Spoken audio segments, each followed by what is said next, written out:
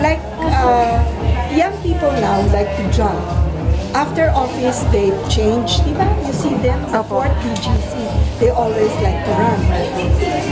They always have, they go back to work after that, nag-gym pa. So what do you think? Will they still have energy the following day? They need to be able to cover for supplementation.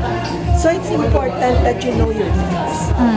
Now, why is it important to have a blood check? Because you don't know how much is much.